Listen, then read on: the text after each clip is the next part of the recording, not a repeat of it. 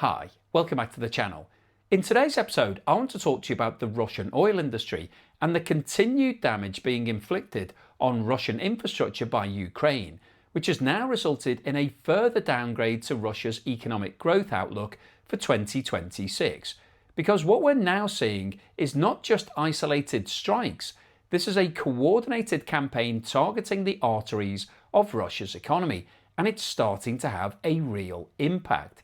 But before we get into the details on all of that, could I ask anybody that hasn't subscribed yet to please hit that subscriber button? It really helps me with the algorithm and also puts a smile on my face. So let's start with the headline news. A Kremlin-linked think tank, the Center for Macroeconomic Analysis and Short-Term Forecasting, has warned that the Russian economic growth could slow far more sharply than the government is currently forecasting. And the reason for that is the ongoing drone attacks. Now, this is important because this isn't coming from Western governments or analysts. This is coming from inside Russia. And what they're saying is that these attacks are now disrupting exports, forcing production cuts, and damaging critical infrastructure. And when we talk about infrastructure, we're not just talking about one building or one refinery. We're talking about an entire interconnected system. And this is where it gets really interesting, because oil production isn't just about pumping oil out of the ground.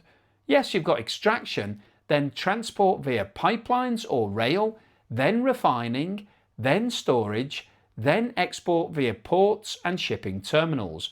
And every single one of those steps relies on key nodes, critical pieces of infrastructure. And if you take out just one of those nodes, the whole system can grind to a halt. And that's Ukraine's strategy here. Ukraine doesn't need to destroy everything, it just needs to hit the right things, and that's exactly what it's doing. Let's go through some of the recent attacks, because there's been a noticeable escalation in both the number of strikes and the range of targets recently. One of the most recent significant incidents was the Baltic port of Primorsk. Primorsk is one of Russia's key oil export terminals. This is where large volumes of crude oil are loaded onto tankers and shipped out to global markets. Now, if that port is disrupted, even temporarily, it creates a bottleneck. Tankers can't load, oil backs up in the system, storage fills up, and once storage is full, production has to be reduced. So a single strike at a port doesn't just affect exports, it feeds all the way back up the chain to production. We're also seeing strikes on refineries, including one in the Orenburg region. Refineries are another critical choke point. Russia can produce all the crude oil it wants, but if it can't refine it into usable products like diesel, gasoline and jet fuel, then you've got a problem. Domestic shortages start to appear, exports of refined products fall, and margins are hit because refined products are more valuable than crude oil. In some cases, these refinery attacks have forced shutdowns for safety reasons. Even if the physical damage isn't catastrophic, the risk of fire, explosion, or further attacks means operators have to halt operations. And that's where the real economic damage comes in, because downtime equals lost revenue. Now, another recent incident, we saw reports of a toxic aftermath following a refinery strike, which highlights a completely different layer of risk from Russia's point of view. This isn't just about economics anymore. This is about environmental damage, public health issues, and local disruption. And that creates political pressure inside Russia as well. Now, what's also interesting is how Ukraine is carrying out these attacks. The technology is improving rapidly. These drones are now flying longer distances, penetrating deeper into Russian territory, and becoming harder to detect and intercept. We're not just talking about border regions anymore. These strikes are happening hundreds, sometimes over 1,000 miles inside Russia. And that's forcing Russia to spread its air defences more thinly, which makes everything more vulnerable. At the same time, Ukraine is expanding the range of targets. This is no longer just about refineries. We're seeing attacks on oil depots where fuel is stored, pipeline infrastructure which moves oil across the country, ports and shipping facilities, and even vessels linked to energy trade. So what you've now got here is a systemic effort to disrupt the entire oil supply chain, from production to processing to transport to export. And the key point, and this is really important, is that you don't need to destroy everything to cause massive disruption. If you hit one critical compressor station on a pipeline, flow can drop dramatically or stop altogether. If you damage a loading terminal at a port, exports can't leave the country. If you knock out part of a refinery, output collapses.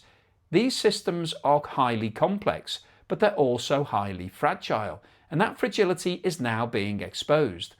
So what does all of this mean for Russia economically? Well, clearly it's bad news, because despite the fact that oil prices have risen globally recently, driven by geopolitical tensions, mostly in Iran, Russia is not fully benefiting from those higher prices. And the reason is simple. It can't move as much oil through the system as it would like to. Production is being constrained, refining capacity is being reduced, exports are being disrupted, and the costs are rising. Repairs, security, logistics adjustments, all of these add to the expense. At the same time, Russia is spending heavily on the war in Ukraine. So you've got government spending going up, while revenues from the key sector are under pressure, which means the budget deficit continues to widen. And this is exactly why the growth outlook is now being downgraded, because the energy sector is the backbone of the Russian economy. If it starts to weaken, everything else follows. And this is where Ukraine's strategy becomes very clear. It knows it can't match Russia in a traditional military sense, but it doesn't need to, because by targeting Russia's economy, by hitting the infrastructure that generates revenue, it can create long-term damage and potentially change the trajectory of the war. This is asymmetric warfare, and it's being executed very effectively. So the bottom line is this: Russia's oil system is not just being attacked, it's being systematically disrupted.